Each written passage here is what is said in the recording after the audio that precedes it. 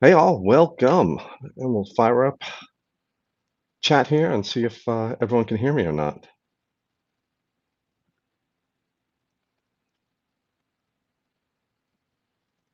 And three for $10 reading classes. Let's see who we got here today.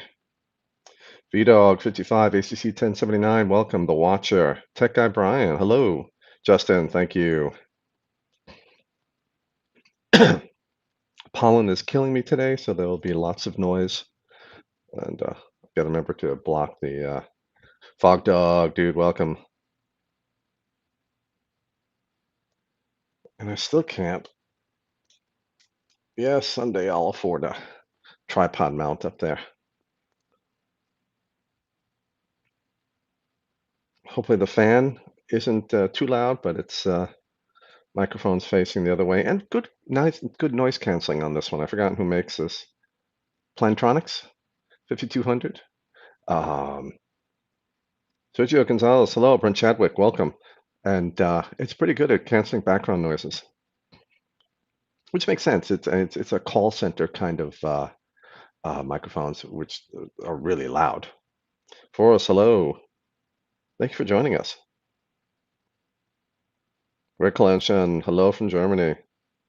Too damn hot over there. It's fairly toasty here. Humid, actually. The temperature's gotten relatively decent. Relatively decent. Hmm.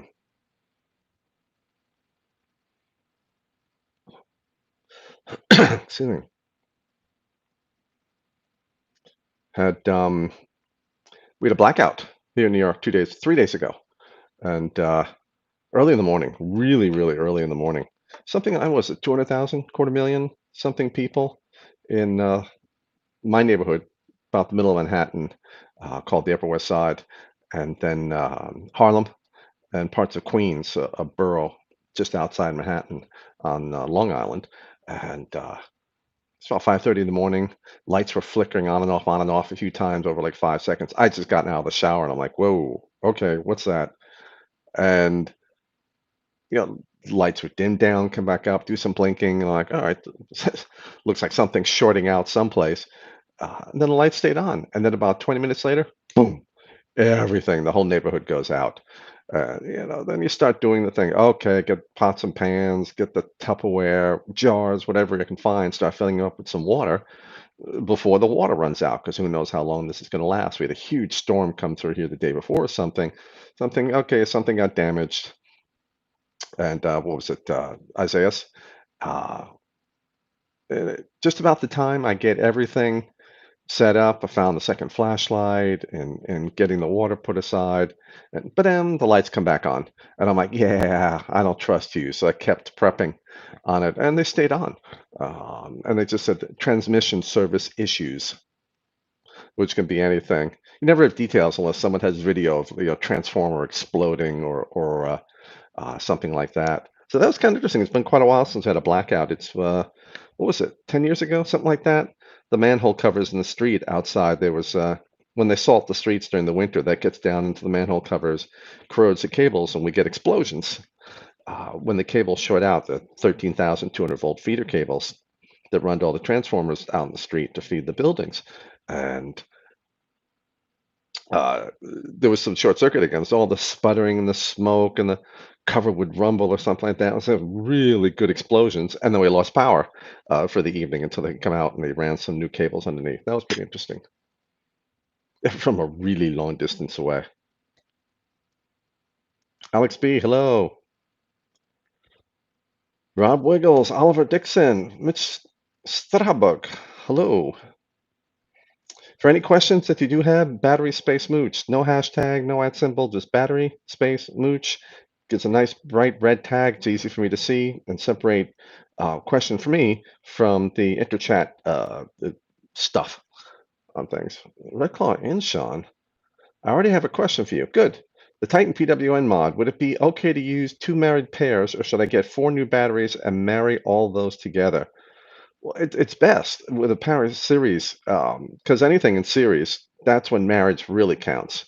In parallel, not as much, but I would say get four new batteries because I can't say because I don't know the condition of your batteries. I mean, literally by default, I must say get 4 new batteries because for that, how can I mess up that? But without knowing the condition of your batteries, etc., I can't say, oh, yeah, it's totally okay to use whatever condition batteries you have in 2 different sets. So I have to say, even though it might be perfectly okay to use 2 different married sets, to go out and get a set of 4. Same vendor, hopefully same batch of batteries and stuff like that to be as matched as well as possible. Rob Riggle says COVID's been known to affect power grids. It's nefarious. If it can't find somebody to jump into, it jumps into the power thing. It's been messing up my YouTube service for a long time. Oliver Dixon says power companies not using correct cells. They must be using AWT or those Skull 50 amp 18650s. Mitch, hello, Mr. Mooch. Is there a video from me about the integrity of mAh ratings? No, not on its own. Because it's going to change constantly. Some brands and some batteries will have good mAh ratings, and some of them will have really exaggerated ones, and that changes over time from the manufacturer, not from the manufacturer, from the battery wrapper. If that's what you're talking about, exaggerated versus true ratings. I don't know if you're talking about how they test for it and whether Sony's ratings are correct, quote unquote, or not. That's one of the easiest things for them to test and define.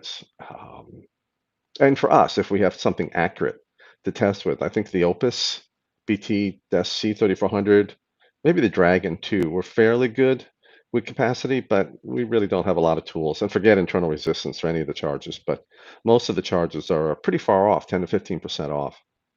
But once you know that, it's an offset. They're always off 10 to 15%. So you can test the battery when new and then track the loss of capacity over time.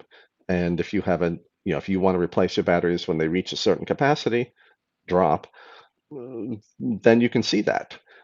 Otherwise, if you don't test your battery for a couple of years, you can't throw it in one of those chargers and say, oh, it's only this number, it's lost a lot. Well, no, because you don't know what the number was to start with, because the charger isn't very accurate. XPRM Brazen, hello. Mike Berg, Ashley Davis Brown, hello. Sid, good evening. Nefarian, thanks for joining us. So Red Claw Incheon for, I forgot, the Paris Series box. We'll get 4 new VTC5As or VTC6s, only about 120 watts. Okay, yeah, you could use VTC6s and have them work together. Brent Sucks. I'm not going to say anything. Hello, Battery Mooch. Mitch Strasberg. I keep wanting to make that Strasberg. Thanks for answering your question. I don't remember what the question was already, but you're welcome.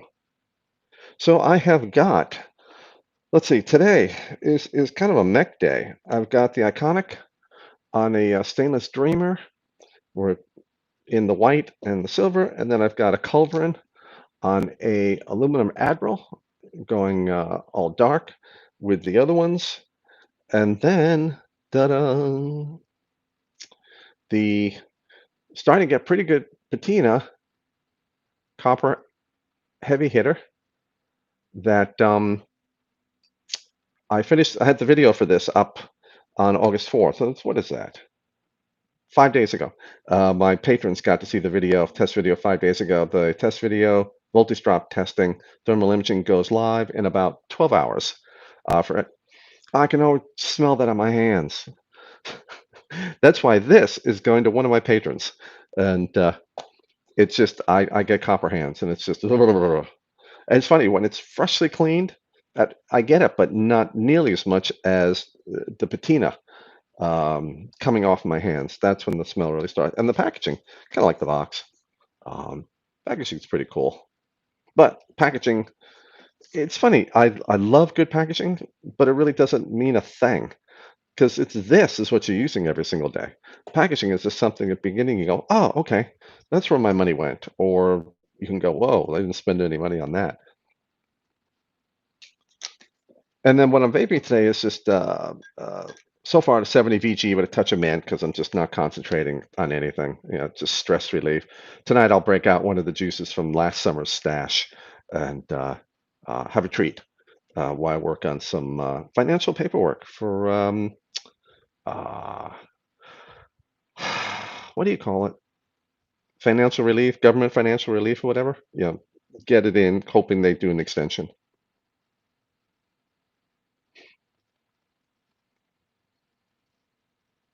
Scott Bogfoot, how much information can a charger possibly know about a battery that is put into it condition-wise?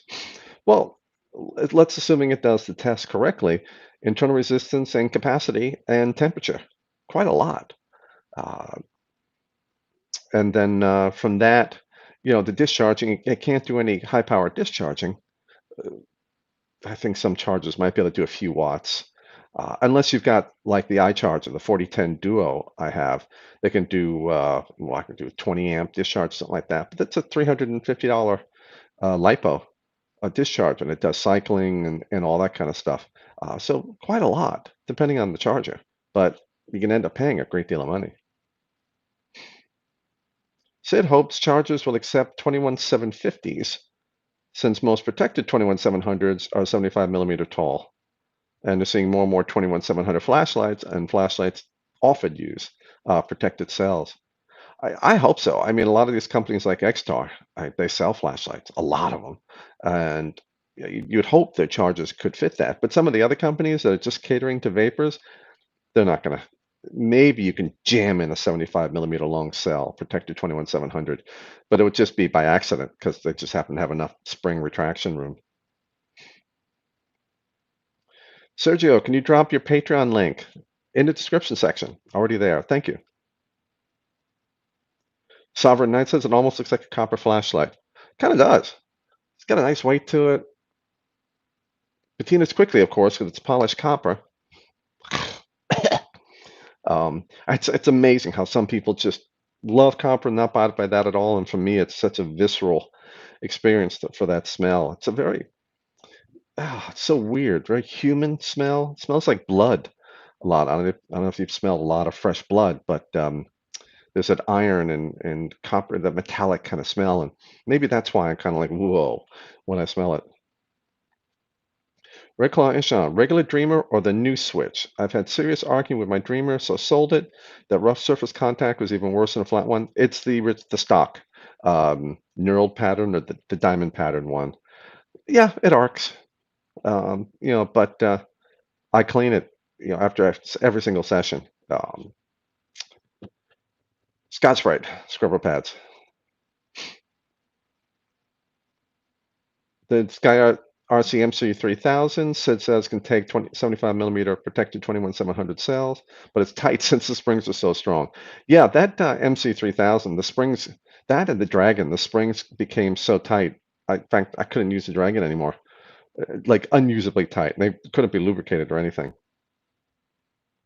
Sovereign Knight, have you ever made a mod out of titanium? I bet you somebody did. Oh wait, no, that was an RDA or something. I don't know. A mod, that'd be an expensive mod. And titanium is a nightmare to machine compared to other metals. Oliver Dixon, will an XTAR SC2 charge will an XTAR SC2 charge at 2 amps per cell with just a 5-volt 3 amp supply, or does it require a higher voltage QC3 supply? Check the instructions. I mean, you can do the wattage. 5 volts at 3 amps is 15 watts. So it can probably deliver maybe 12 watts to the charger. And if you want 2 amps per cell, that's 8 amps, 8 watts, 8 point something watts, little inefficiency, maybe 10 watts. So theoretically, one cell at 2 amps, it might be able to do. But it all depends how they designed it to handle what it's getting. If it gets 5 volts, it may just go, nope, nope, nope, we need 9 volts. We need quick charge or USB PD, whichever it works with. So you'll have to check the manual to know for sure. The power says maybe one cell at 2 amps. Power calculations.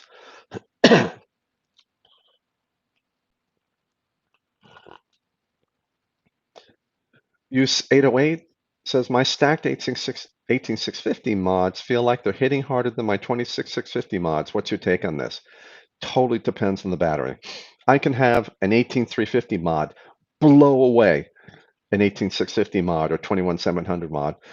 It all depends on what batteries I'm using.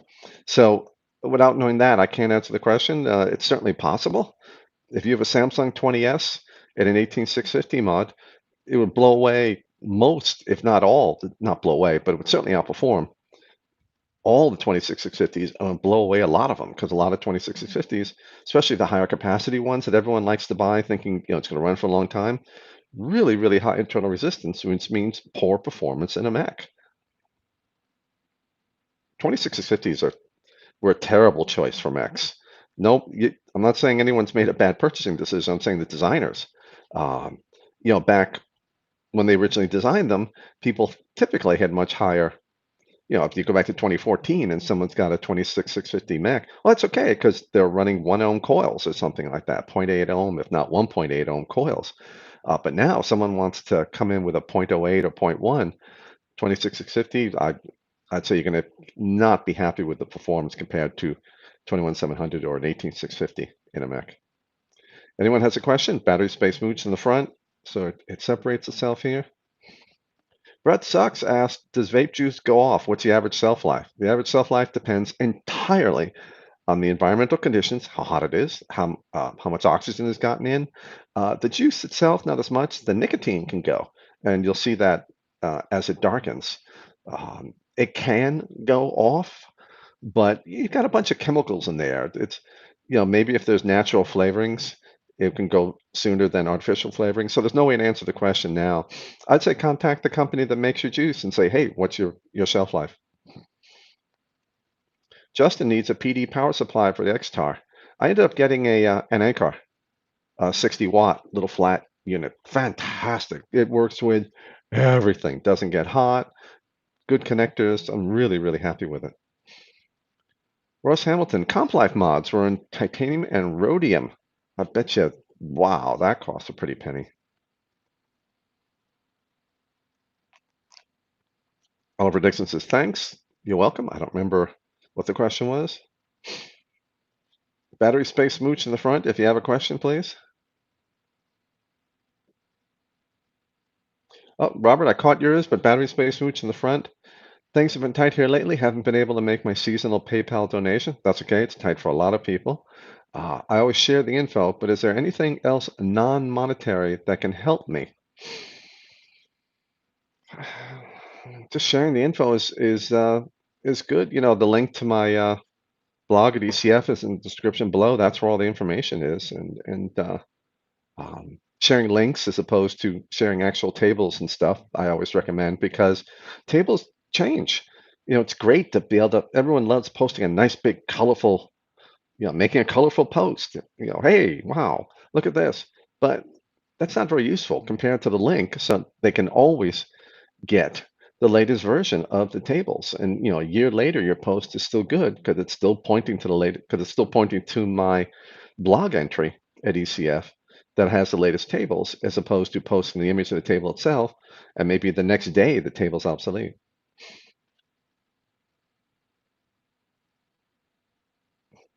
So I had, other than the heavy hitter video coming out tomorrow, got the next 2 months worth. These are all 3,000 mAh, and I started the testing for the quote best 18650, 3,000 milliamp per hour, which is by far the most popular size, um, but now including cycle testing. So this is why it's going to take a couple months. So I've got HG2, VTC6, 30Q, EFS 3,000 milliamp per hour, Home Life 4s, and the VapCell K30s. And a couple of those may be the same cell. Don't know yet. Haven't looked closely enough at them. But it'll take about a week to test capacity of each and the internal resistance, and then about 2 months to test cycle life. I'm going to do 300 mildly abusive cycles. My patrons will be seeing the results as I get them. Everyone else probably in about 3 months from now or so. You'll be able to see the other results. But a couple of years ago, I did just based on performance, what was the best 18650, 3000 milliamp per hour, and as the VTC6 and Samsung 30Q are about tie. But it's going to get harder and harder to buy batteries. Prices may go up. Don't know, but LG is making it tough to get the HG2s, maybe tougher to get Samsungs. So if we're going to get back in the corner for some cells, very popular sizes, and all of them. We want to know which ones are going to give us the best bang for the buck over the next couple of years or so. So I figured, all right, let's do this. It's about $250 and 3 months, but I think it's a good test to do. And if everyone's really interested in the results, when I post them, maybe start another set of tests, and by Christmas, we'll have another set of results.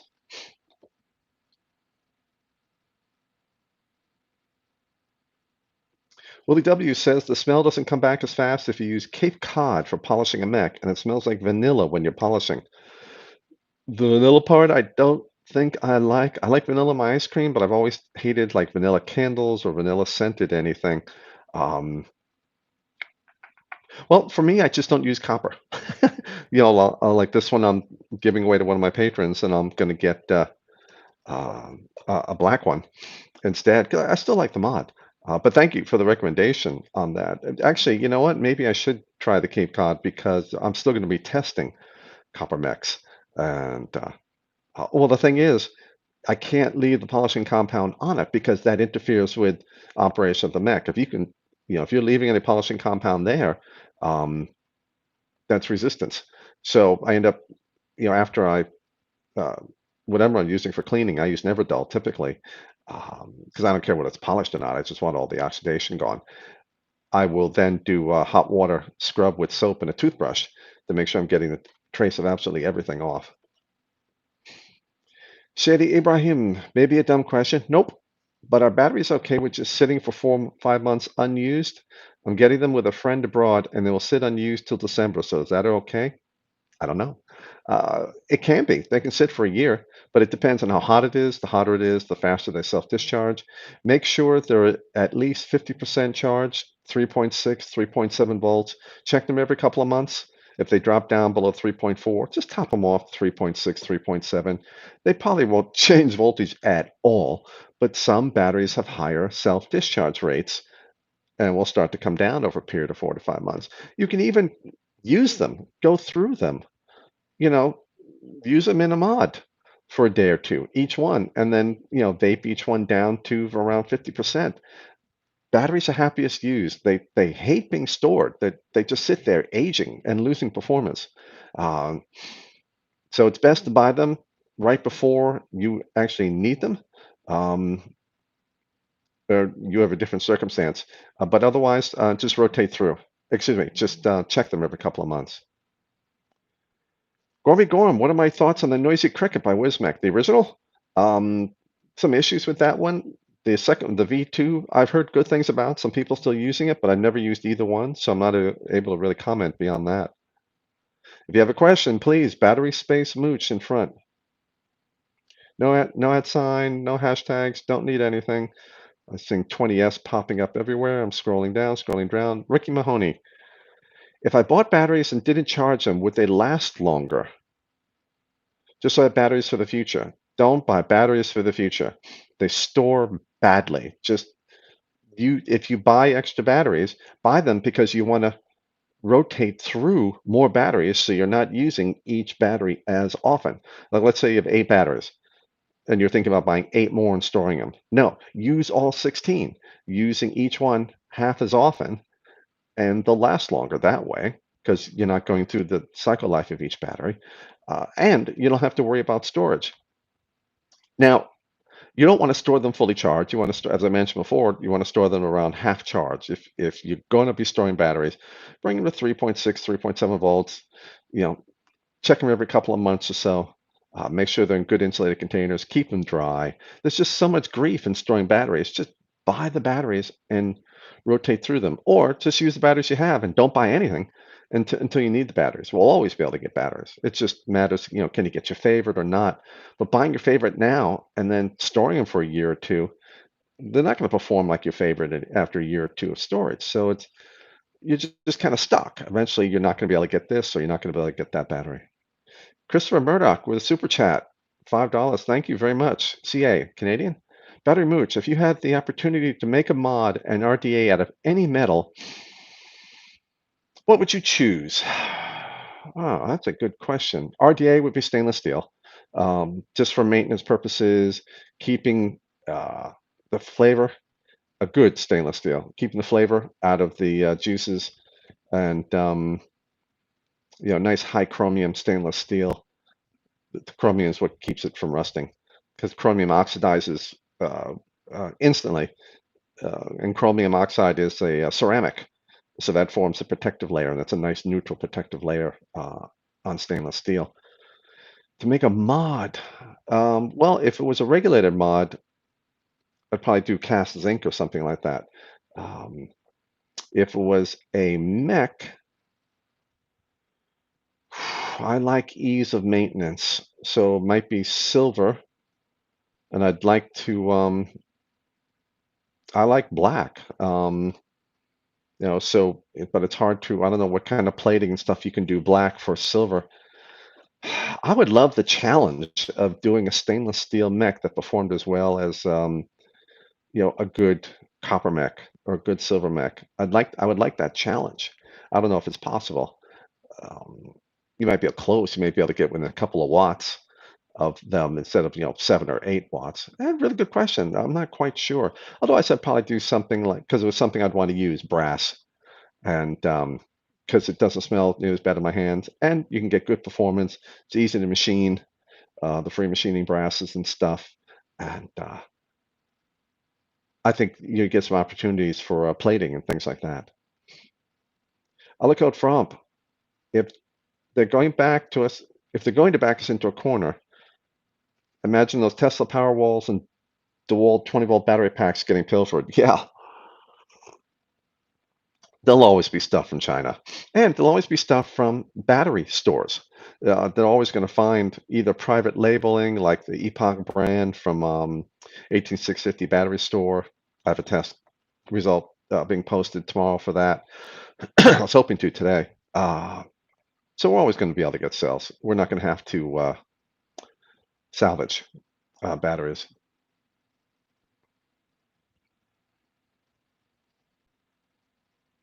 Willie W. Yeah, I meant only on the outside of the tube. I polish with Cape Cod. The screw threads I just clean instead of polish. Oh, okay. Thank you.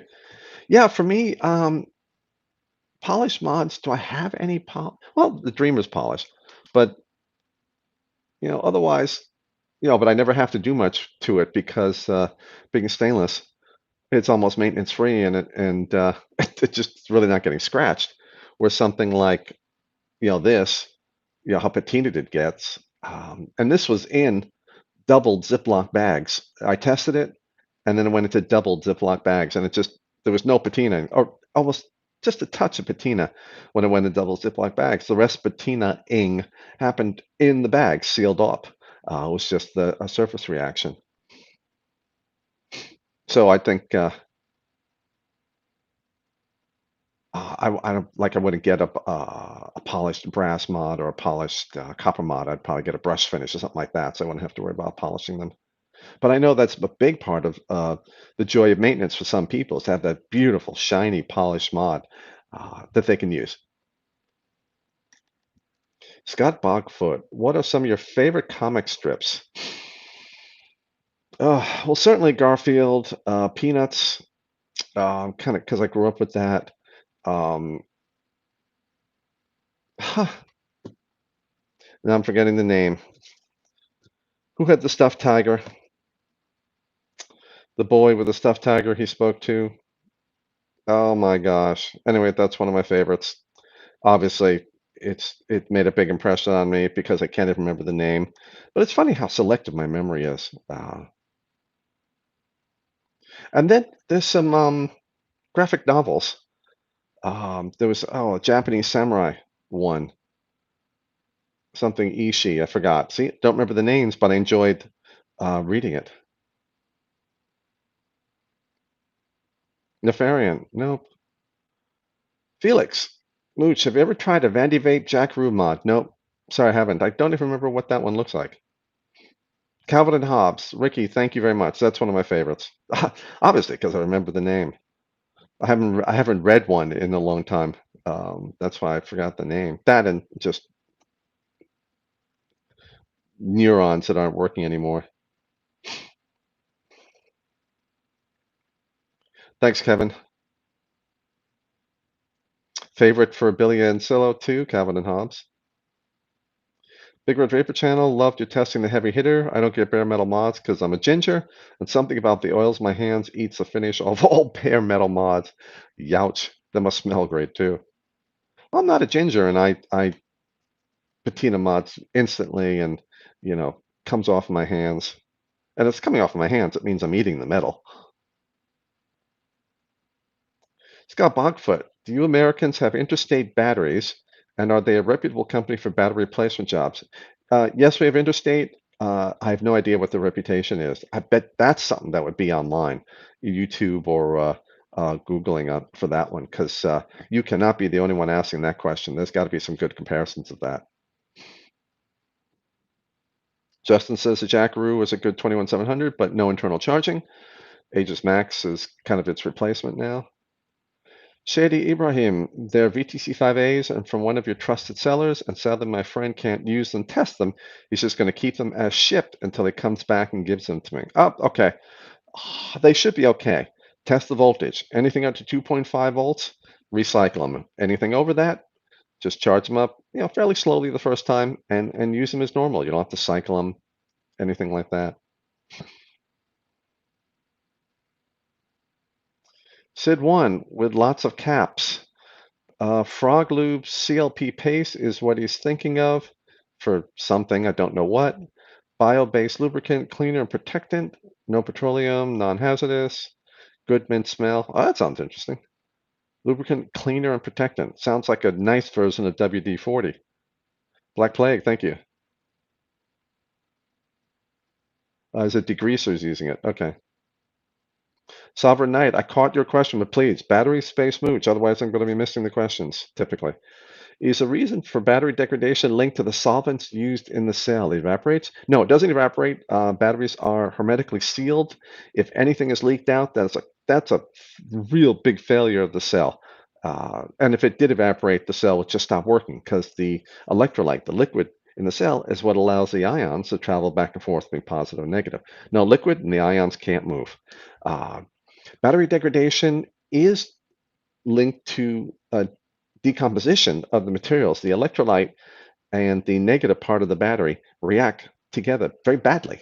They destroy each other, but there's a protective film that forms between them.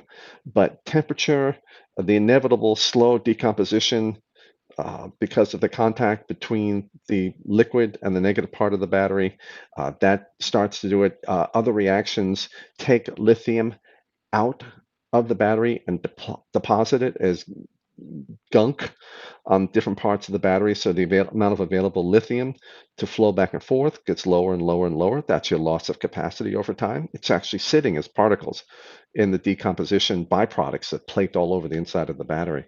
So keep the temperature down. Be nice to your batteries. But it is partially linked to the solvent being used because the solvent actually the electrolyte, which is composed of solvents and lithium salt, that's what it dissolves, uh, do react. The batteries kind of destruct each other, themselves, excuse me. Aliquot from, does something like lacquer on the outer surface in order to keep it from oxidizing or clear Teflon finish? That can totally work. Or I think there's an almost clear anodizing, or there is clear anodizing. You could use that, but no matter what, like lacquer on the outside, there are going to be spots where the lacquer comes off, and then you really can't, it's hard to just keep painting the spots with more lacquer because you'll be able to see that. So you're constantly having to remove the lacquer with solvents and then re-lacquer it again. But you can do like clear anodizing on aluminum, clear Teflon finish. I don't know if it comes in Teflon. I know there's white, maybe if it's a thin layer. But again, in the spots that wear, what do you do? Because as soon as it wears off someplace, the top corners, bottom corners of the mech, or just from pure wear in the middle of the mech, how do you refinish it? Because you have to strip off the old finish and then put the new finish on again. A lot of people just say, oh, just use a brush finish, and then they don't have to worry about it. Kevin Dark Pink Omega. Battery Mooch, thoughts on the Bonza mech kit? Any performance issues? Just bought one. You tell me. I haven't used it. I haven't tested the Bonza, so I don't. Other than seeing Bogan's video, I don't know anything about it or its performance. I can't compare it to anything else. Sorry.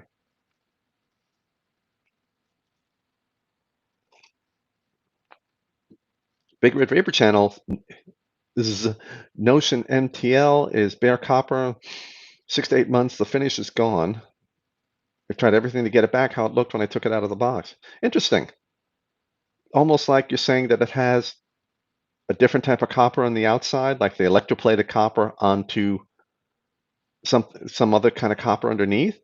Or is it a totally different metal? No, you wouldn't say you're trying to get it the way it looked out of the box. So maybe they electroplated copper onto a different grade of copper underneath, and that is why you're not able to get it to look where it was. Or you're just using a different method of polishing that they did. Shady, you're welcome.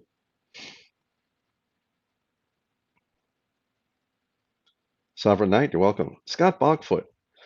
Battery Mooch, can you tell us some of the worst battery safety stories you hear of? I'm sure that you've heard it all. Thank you for allowing me to bug you with these questions. No problem.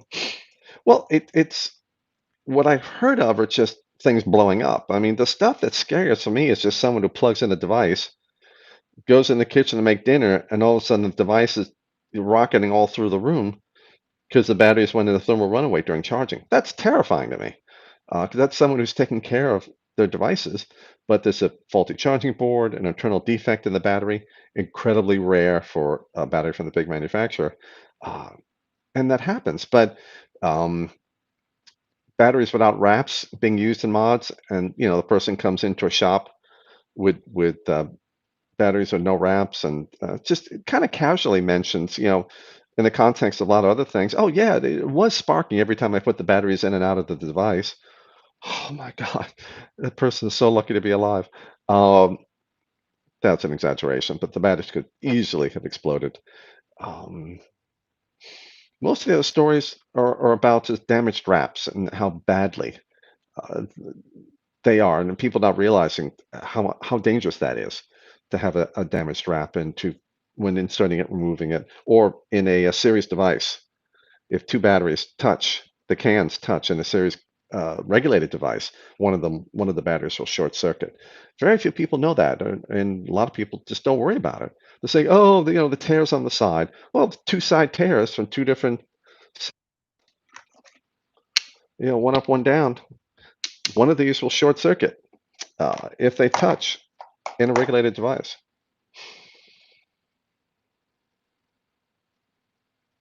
Oliver Dixon, regarding keep the temperature down, quote unquote, would storing them in the fridge make them store longer? Not really. Not unless you've got, it's 100 degrees Fahrenheit year round. It's just not going to make a difference. I've got some for a mod from China that won't be here for a while. Well, how long is a while? I mean, certainly within a couple of months, it's not worth putting in the fridge. It's not worth the condensation. That could, cause damage, rusting. I'd say, don't worry about it. Just don't leave them in the window, in the sun, or and on top of the refrigerator where you get the heat rising up from the coils out the back or something like that. Sovereign Knight, battery space Mooch in the front, please. Would powder coating a mod be an idea? Absolutely. I mean, you know, you've got black anodizing, but a lot of devices, mechs are already powder coated. Oh wait, they're not powder coated. Oh wait, are they powder coated? I think they're powder coated. Uh, or no, the ceramic coated. Excuse me. You're thinking powder coating. That's a thicker coating. It can certainly be done, but you've got to take the effort to protect the threads and stuff like that. But definitely can be done. It's a pretty durable coating, done correctly. Other name 1000 battery mooch. My Dixie wrecked. Don't know what you're referring to. You're asking me a question. Did I say something that sounded like my Dixie wrecked? You gotta list the whole context there because I'm not gonna remember.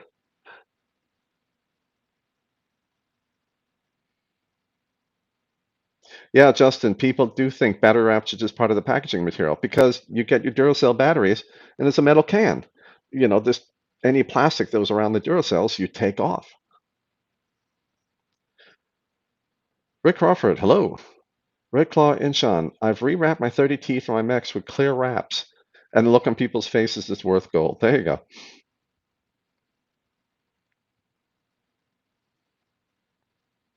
There's a debate on that frog something lube going on. Chasing Clouds of Flavor Reviews. Battery Mooch, how are you, my friend? I'm good. I hope you're doing well. Thank you for joining us. Outback Vaping, Battery Mooch. Any update on them faulty chargers? I stopped using mine and got a, and I looked up the pronunciation. Gerfalcon. Hurry. Gerfalcon. Gerfalcon 44 and Gerfalcon 88. The G is J, and the YR is pronounced like the UR in hurry, so it's Gerfalcon. And it's the largest of the falcons, which I didn't know, and they're beautiful. Saw some pictures. So he bought a Gerfalcon 80, Gerfalcon All 44. Um, I still have to do a follow-up video for the Gliese S4. No word at all. I have a lot of issues with their new test reports. Basically, I don't recommend using the S2, S4, or the S6. I believe has a like laptop style AC adapter, but the S2 and S4, I don't recommend using. And the other ones you can decide to use or not, depending what you think of the company and your financial situation. But I had an S4, I wouldn't use it, or an S2, I wouldn't use it. Why? We have enough risks.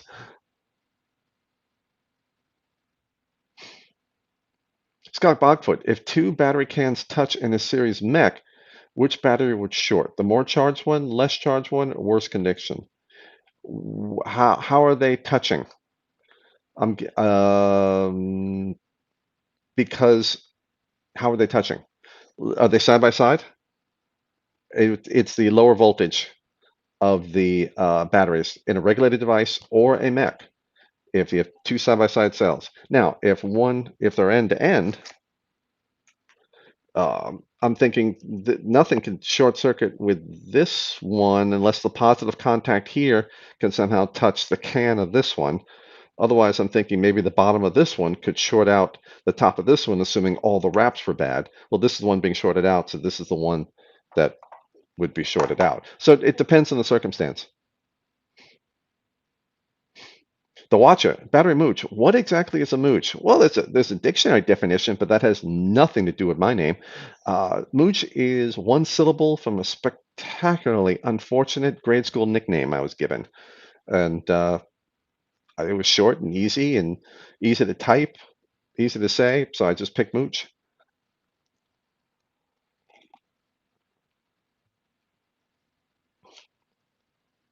Joshua Hatfield, any chance you're planning on running that voltage drop test on the Ruby? Yes, but I have to put in a new wiring harness on the test bench, and it's just such a big deal. I haven't had time to do it. It just won't plug in to a harness I have because I'm hardwired and epoxied into the atomizer that I'm using. And I guess I could cut all the wires, but then I got to put in connectors in all of them, and that adds voltage drops and heating and stuff like that. So I've got to strip out the wiring harness and put another harness in, and I just haven't had the time to do that. And I really wish I did. Maybe I should just get to it because I want to give that to one of my patrons. I've had that thing for months now.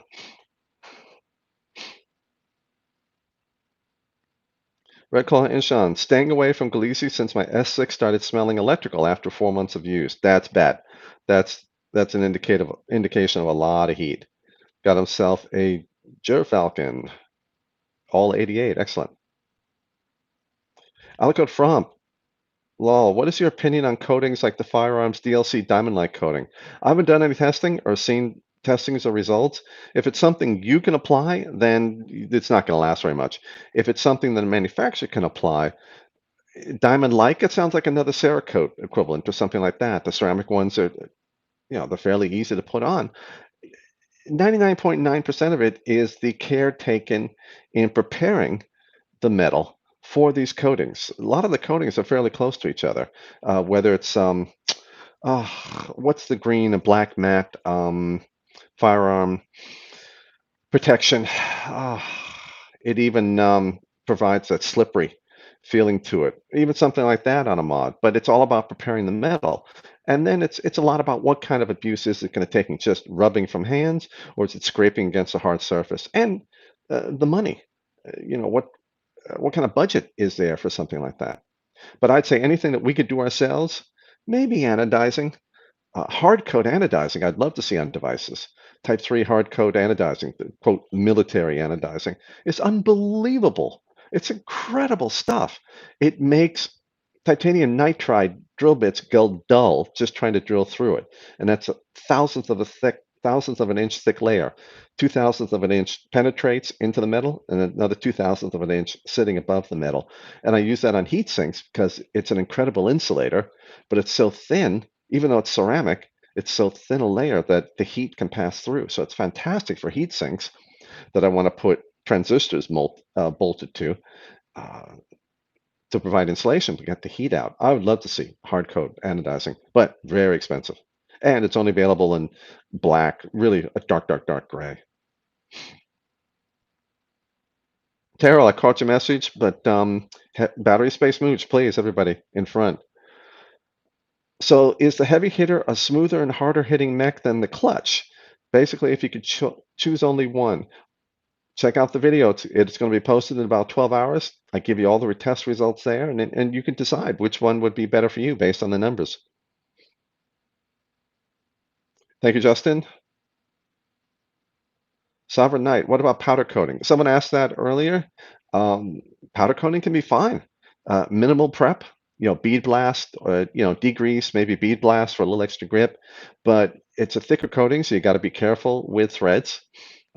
Things like anodizing and stuff you can do onto the threads, but it's insulating, so actually you don't want to do that. Duh. Um, in terms of the baking and stuff, actually, it wouldn't be a problem for the button. You're just doing the outside of the button housing. Certainly powder coating. I don't know why more don't do it. I guess the ceramic coating is thinner, less chance of it flaking off when being dropped or something like that, where powder coat, if it's done well, shouldn't flake off. But since it's thicker, there's more of a potential. Also, those sharp corners. I don't know if powder coating can do the sharp corners like at the top, or, you know, like up here or something like that. I think ceramic coating might be better for that. Powder coating being thicker may not take that hard a bend.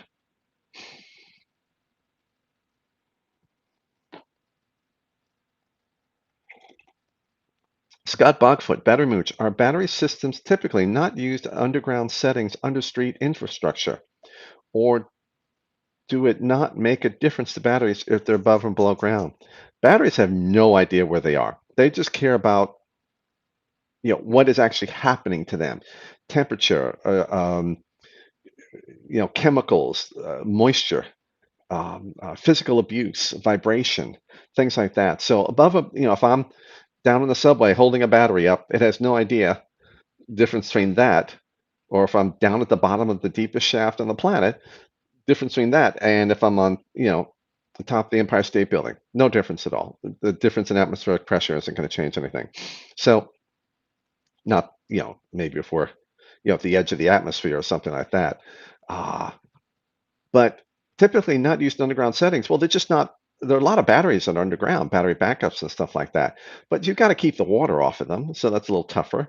Maintenance is harder underground than overground. So typically, things that are underground are things you don't have to maintain as often, or things that you can't afford to, get flooded. You want to keep them underground. But there's nothing inherent in a battery. I mean, they're hermetically sealed. I've had videos of me just dropping in water, dropping them in salt water too, but dropping in water just barely does anything, just a tiny bit of electrolysis from the microamps that's flowing.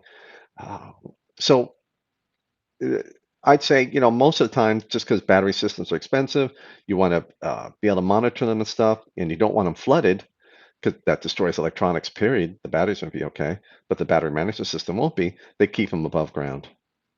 And you keep the steam and the water and everything else below ground.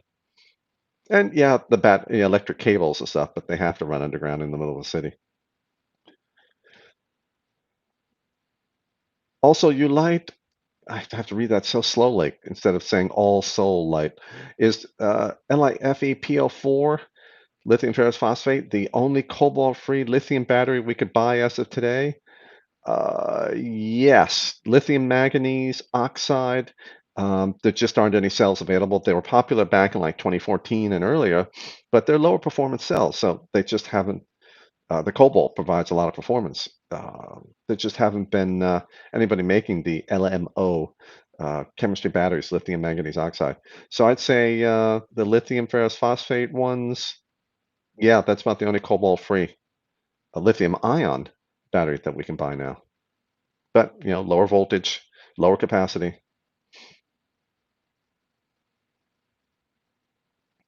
Zach 720 powder coating, in my experience, isn't very good for sharp corners. I remember hearing about that. Palmer's powders, actually, yeah, Palmer's powders does things. Yeah, and they what's the feedback from the community been from them? Um, do they do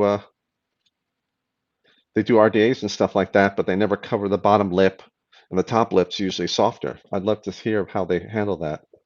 Nathan Vapes, battery space mooch in the front. Hello, love your work. Just wondering if the Gerfalcon all Gerfalcon all 40 USB charger, the all 44, is any good. I don't know. I haven't tested it. I want to charge using 12 volt while camping. Curious if I should. Is there an all 40 or all 44? Oh, I don't even know. And yeah, the all 44 is wall wart. I don't know anything about the Gerfalcon all 40 USB. Sorry, I didn't even know they had an all 40. Sovereign Knight says, first time I've seen it. Looks like a new monochrome LCD display. I mean, the 44 and 88 have good reps. I have 88s here for testing. They've been here for a while, but eventually I'll get to them. And we got about 6, 7 minutes. Outback Vaping. I've got LiPo batteries that read 60% in the morning. After firing a few times, it jumps to 70% using an NLPWM board. Is this just the battery warming up and cooling down? I wouldn't think that its voltage would rise. The voltage would be higher when using it once it's warm. Like the battery sag won't be as great. But in just sitting there reading 60% and then firing it a few times and it's 70%, that I don't understand. That sounds like bad calibration in the whatever, in the NWP. I didn't even know the NLPWM board showed percentage. Um, can't explain it. Don't understand. It would certainly affect. I can see when you're vaping, okay, it goes down to 60% in the morning, but later in the day, it only drops to 70% because the battery's slightly warmer. And then, of course, if you use it a lot, it'll drop further and further and further. Stian Halverson, the batteries not work after EMP? Just to ask, so it's asked. They should work after EMP. There's no circuitry inside to be fried by the overcurrent, overvoltage situation. Um, I don't think there'd be any problem. Everything you'd put a battery in could be fried, but the batteries themselves, I'm just guessing, would be okay. Are Scott Bogfoot, are police taser weapons battery powered or capacitor powered? They are battery powered. Do I remember a 9 volt battery? They're probably lipos or something like that now, or built-in 18650s or something like that. I'm thinking the personal models used a 9 volt battery a long time ago. Now they probably all use lithium-ion packs, but I don't know the answer to the question. Joshua Hatfield has a polymers coated barrage RDA, and the finish has taken some hits. Excellent. Justin Vickers, the all 40 Gerfalcon looks like a budget version, $20 at IMR. Oh, I may have to check it out then.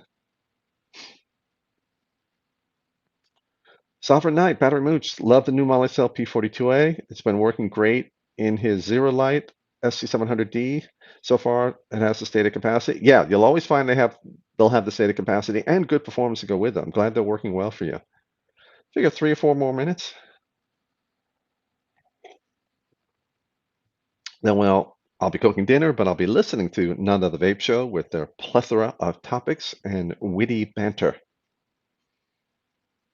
Zebra Light. Okay, thank you. Joaquin Peralta or Joaquim. Um, never know with that name. Hey, is VapCell T28 good for hybrid mechs? Sorry, don't know what the specs are for it. They're usually pretty good. The continuous current ratings are usually pretty good. Ignore the max and pulse ratings. But I don't know if it's performance. Whether it's the mech is hybrid or not, doesn't matter. Whether it's series or single, doesn't matter. You're just looking how much current, whether it's regulated, unregulated, doesn't matter. How much current are you pulling from the battery? Well, actually, usually you want a harder hitting, typically battery for a mech, and you may want a higher capacity, longer running cell for a regulated device. But there's a lot of crossover in that. Outback Vaping says the percent difference, 60, 70%, difference is first thing in the morning when the battery has sat all night and are very cold. Was curious if the temp was affecting the battery as I keep in the shed and not the house. I I've never seen a battery rise in voltage when its temperature went up, assuming you don't use it at all. But if you're seeing it, then it's happening. 60 to 70%, depending how the system's calibrated, that could be 10 thousandths of a volt, because the voltage curve is very flat in the middle. You know, the voltage comes down 4.2 to 3.7 volts, 3.7 to 3.6 is most of the discharge, and then it dives down at the end. So the difference between 3.6 and 3.7, um, you know, 10%, you know, it could be 80% difference for 3.6 to 3.7. So a 10% difference could be, you know, a few thousandths of a volt. And that may be, as the battery warms up, a little more chemical activity and it goes up. But I haven't noticed it, but I've never looked for it to notice it. That's interesting. I may put a couple cells in the freezer tonight. And let me actually write that down. Um, check voltage when frozen. I'll check that and do a post on that. That'll be an interesting one and easy to do, which I like, versus hundreds of hours of testing in 3 months of my time to do these things and $250. Scott Bogfoot, thank you, Battery Mooch. I hope you get as much from these videos and discussions as we do. Cheers. Yeah, it's fun. The discussions are fun. The videos, some of them are just a lot of work, and other ones are just flat out fun to do. The Hall of Shame is kind of fun to do, but it gets me very angry. And with that, I think we are going to call it an evening. Outback Vaping, you're welcome. Everyone, thank you for joining us. Thank you for your questions, and thank you for your time. I hope you stay safe. I hope you stay sane as long as you want to. And everyone, take care. Good night.